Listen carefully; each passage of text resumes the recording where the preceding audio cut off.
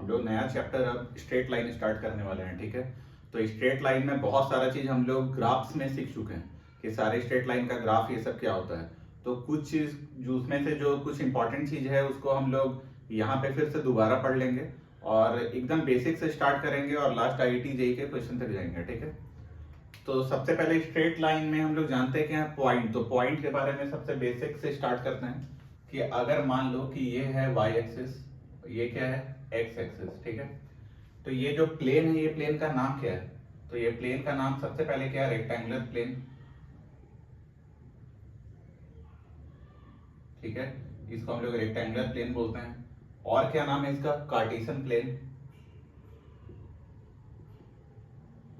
ठीक है। Cartesian plane के बाद एक और नाम है, क्या है? X Y plane, X Y plane, ये सारा इसका नाम है, ठीक है। अब एक और होता है कि ये जो सबसे पहला है इसको हम लोग फर्स्ट क्वाड्रेंट बोलते हैं, ये सेकंड क्वाड्रेंट होता है, ये थर्ड होता है और ये कौन सा होता है? फोर्थ क्वाड्रेंट होता है, ठीक है। जो फर्स्ट क्वाड्रेंट होता है ना, वहां पे एक्स कोऑर्डिनेट और वाई कोऑर्डिनेट दोनों क्या होता है? Positive positive. इसमें क्या होता है? नेगेटिव पॉजिटिव, ठीक है। इसमें एक्स भी नेगेटिव, वाई भी नेगेटिव, और यहाँ पे क्या होता है? एक्स पॉजिटिव और वाई नेगेटिव। तो इस तरीके से सारा कोऑर्डिनेट्स मेरा होता है।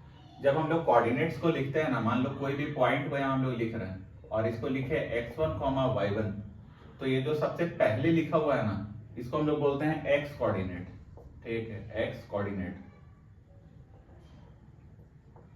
और ये जो सेकंड वाला लिखा हुआ है ना, इसको हम लोग बोलते हैं वाई कोऑर्डिनेट, वाई कोऑर्डिनेट, ठीक है। एक्स कोऑर्डिनेट का दूसरा नाम भी है, एक्स कोऑर्डिनेट को हम लोग एब्सिसा भी बोलते हैं,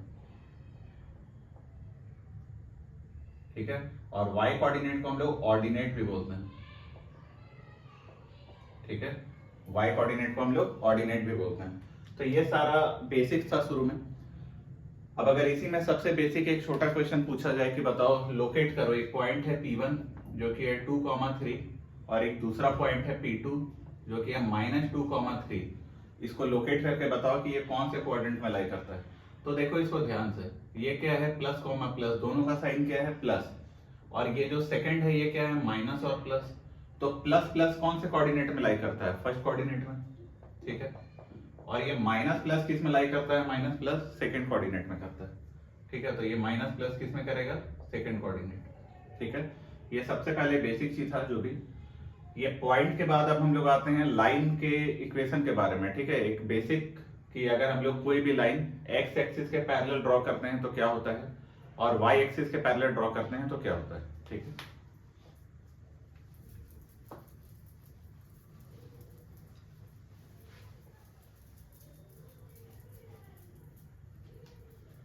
तो सबसे बेसिक सा लाइन पहले क्या होता है कि अगर हम लोग कभी भी x इक्वल टू के क्या है मेरा? वहां पे कांस्टेंट है, के कोई भी कांस्टेंट है, ऐसा अगर हम लोग लाइन ड्रॉ करें तो ये किसको रिप्रेजेंट करता है? तो ये रिप्रेजेंट करता है, इट रिप्रेजेंट्स, ठीक है, a line parallel to Y axis. किसके पैरेलल होता है? वाई एक्सिस के।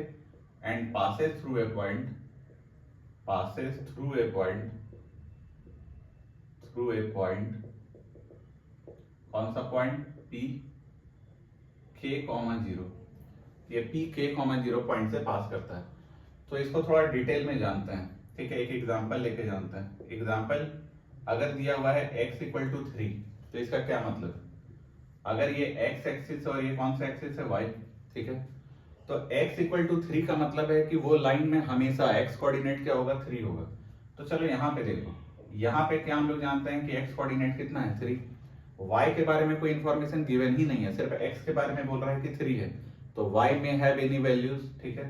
तो अगर यहाँ पे 3 है तो जस्ट इसके ऊपर चले जाओ, इसके ऊपर भी तुमको क्या मिलेगा? x तो 3 मिलेगा, y क्या मिलेगा नहीं पता, उसको y1 मान लेते हैं।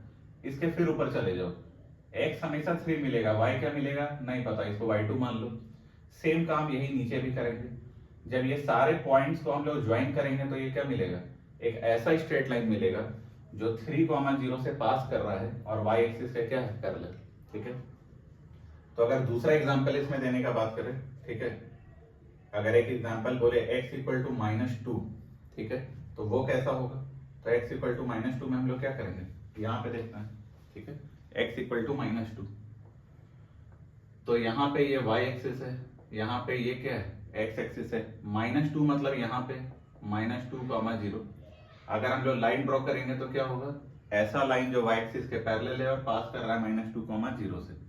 इसी का एक बहुत अच्छा एग्जांपल होता है, क्या होता है कि अगर हम लोग बोलें x इक्वल टू 0, ठीक है, x इक्वल टू 0, तो x इक्वल टू 0 का मतलब क्या है, ये y एक्सिस और यहाँ नीचे क्या है x एक्सिस। x 0 मतलब वो 0 से पास कर रहा है, x कोऑर्डिनेट तो 0 है, y कोऑर्डिनेट भी यहाँ पे 0 है, ठीक है।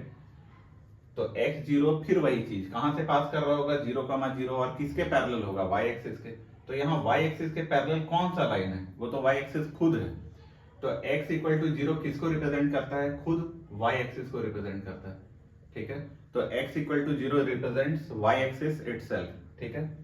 तो ये सबसे इंपॉर्टेंट चीज था। नेक्स्ट टाइम अगर कभी भी ये यूज हो रहा हो, बोला जा रहा हो y एक्सिस का इक्वेशन निकालो, तो y एक्सिस का इक्वेशन क्या होता है, x इक्वल टू 0, या पूछे x इक्वल टू 0 किसको रिप्रेजेंट कर रहा है, तो क्या बोलोगे, y एक्सिस, ठीक है।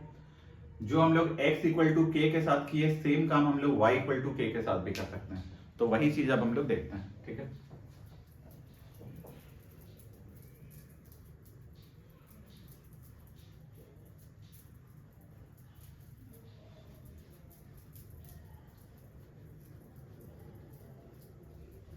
सेम अगर हम लोग सेकंड यहाँ पे बोलें कि y इक्वल टू k का मतलब क्या है, ठीक है, तो इसको हम लोग क्या बोलेंगे, इट रिप्रेजेंट्स, ठीक है, a straight line passes through, ठीक है, ए पॉइंट, कौन सा point, P, 0, K, and parallel to आपकी बार कौन सा एक्सिस है, x एक्सिस, ठीक है। इसका एग्जांपल लेते हैं कुछ। अगर एग्जांपल लें y इक्वल टू कितना 3, तो ये क्या आएगा, यहाँ y एक्सिस, यहाँ पे x एक्सिस, y कोऑर्डिनेट हमेशा 3 कहाँ पे होगा, यहाँ पे 0, 3, फिर ऐसे ऐसे ये सारे लाइन में होगा, मतलब इसको ऐसे ड्रॉ कर देते हैं। तो ये सारे पॉइंट, मतलब इस लाइन में जो भी पॉइंट लाई कर रहा है उसका y कोऑर्डिनेट हमेशा 3 होगा, x वेरी करते रहेगा, ठीक है। तो ये कैसा लाइन है, y इक्वल टू 3। एक और एग्जांपल लेते हैं, ठीक है, y इक्वल टू -2। अगर y इक्वल टू -2 लेंगे तो ये क्या होगा, y एक्सिस, यहाँ कौन सा एक्सिस होगा, x, तो y इक्वल टू -2 मतलब ये नीचे से जाएगा, ये वाला पॉइंट क्या होगा, 0, -2, और इस लाइन का इक्वेशन क्या होगा, y इक्वल टू -2। और लास्ट में इसमें भी वही एग्जांपल हम लोग देखने वाले हैं, क्या एग्जांपल y इक्वल टू 0।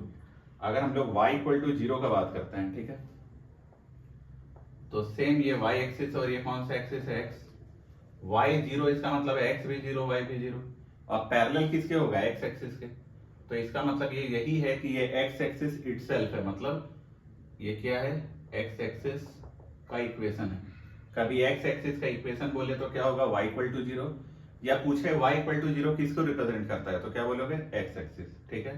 तो ये सबसे पहला, सबसे बेसिक सबसे बेसिक सा चीज था। अब इसके आगे रखना,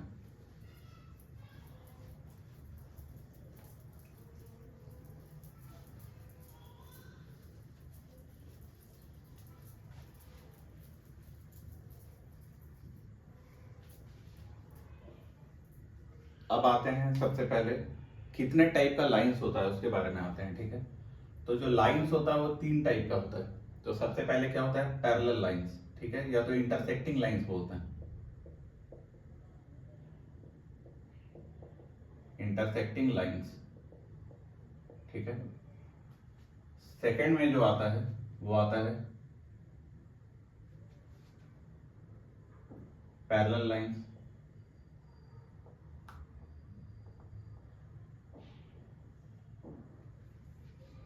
और जो थर्ड होता है इसमें वो आता है कोइंसिडेंट लाइंस,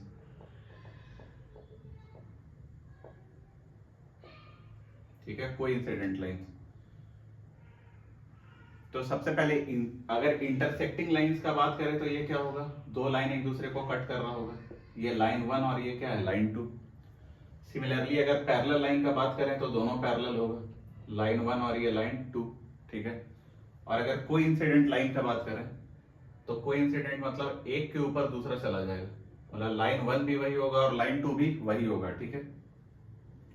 तो अब जब ये तीन चीज हो गया मेरा, तो इसमें सबसे पहले अब हम लोग इसके बारे में देखेंगे, लेकिन ये दो लाइन जो है ना, ये दो लाइन का हम लोग कहीं जनरल एक इक्वेशन निकाल के रख लेते हैं।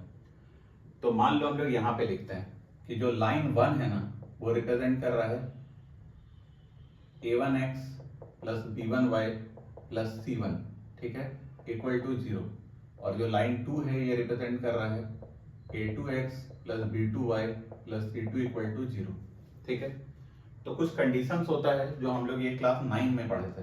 क्या पढ़े थे कि अगर दो लाइन एक दूसरे को कट कर रहा है तो कॉमन सॉल्यूशन कितना होगा। सॉल्यूशन का मतलब होता है ना कि ऐसा पॉइंट जो दोनों लाइन को सेटिस्फाई कर रहा है। तो ये दोनों लाइन जब एक दूसरे को इंटरसेक्ट कर रहा है तो ऐसा कितना पॉइंट है, तो ऐसा सिर्फ एक पॉइंट है जो दोनों को सेटिस्फाई कर रहा है, मतलब लाइन 2 में भी लाई कर रहा है और लाइन 1 में भी लाई कर रहा है। तो एक सॉल्यूशन को, सिंगल सॉल्यूशन को हम लोग बोलते हैं यूनिक सॉल्यूशन, ठीक है। तो इसमें सबसे पहले हम लोग क्या बोलेंगे, यूनिक सॉल्यूशन, ठीक है। यहाँ देखो, यहाँ जो है ना, यहाँ लाइन एक दूसरे को एक बार टच भी नहीं कर रहा है, कट भी नहीं कर रहा है, इसका मतलब एक भी सॉल्यूशन नहीं होगा यहाँ पे। तो हम लोग क्या बोलेंगे, नो सॉल्यूशन, ठीक है। तीसरा, अगर कोई इंसिडेंट लाइन से बात करें तो दोनों लाइन एक दूसरे के ऊपर ओवरलैप कर रहा है, मतलब एक दूसरे के ऊपर है, पूरा ओवरलैप कर रहा है, ठीक है। तो अगर एक दूसरे के ऊपर है तो हर पॉइंट जो लाइन 1 में है वो each and every point line 2 में भी है। तो जितना भी पॉइंट लाइन 1 में है, और किसी भी लाइन में कितना पॉइंट होता है, इनफाइनाइट पॉइंट्स होता है, तो वो सारा इनफाइनाइट पॉइंट्स लाइन 2 को भी सेटिस्फाई कर रहा है। तो यहाँ कितना सॉल्यूशन होगा, इनफाइनाइट सॉल्यूशन, ठीक है, इनफाइनाइट सॉल्यूशन। ये पहला चीज। अब इसमें एक कंडीशन होता है, जो कोफिशिएंट है ना एक्स वाई का और जो कांस्टेंट है उसके बीच में एक रिलेशन होता है, ठीक है, हम लोग वो लिखने वाले हैं। और याद रखना कि कोफिशिएंट को हमेशा हम लोग साइन के साथ लेते हैं, ठीक है। तो coefficients are always taken with sign. तो यूनिक सॉल्यूशन में क्या होता है, a1 by a2 should not equal to b1 by b2। वहीं अगर पैरेलल लाइंस का बात करें तो क्या होता है, a1 by a2 equal to b1 by b2 equal to c1 by c2, और यहाँ पे ये इसके बराबर नहीं, मतलब a1 by a2 equal to b1 by b2 not equal to c1 by c2। और थर्ड का अगर हम लोग बात करें तो ये क्या होता है, a1 by a2 equal to b1 by b2 equal to c1 by c2, ठीक है। अब यहाँ देखो, जो तीसरा चीज होता है वो क्या होता है कि कोई भी सॉल्यूशन, मतलब इसका जो सॉल्यूशन है वो कंसिस्टेंट है कि नहीं, ठीक है। तो कंसिस्टेंट हम लोग किसको बोलते हैं, तो कंसिस्टेंट का मतलब होता है कि कम से कम एक सॉल्यूशन होना चाहिए। एक भी हो सकता है, दो भी हो सकता है, तीन भी हो सकता है, इनफाइनाइट भी हो सकता है, मतलब बस ऐसा नहीं होना चाहिए कि एक भी सॉल्यूशन नहीं। तो देखो, इसका कम से कम एक सॉल्यूशन तो है, तो इसको हम लोग क्या बोलेंगे, कंसिस्टेंट, ठीक है। सेकंड, इसको क्या बोलेंगे, पैरेलल लाइन को, तो यहाँ एक भी सॉल्यूशन नहीं है तो क्या बोलेंगे, इनकंसिस्टेंट, ठीक है।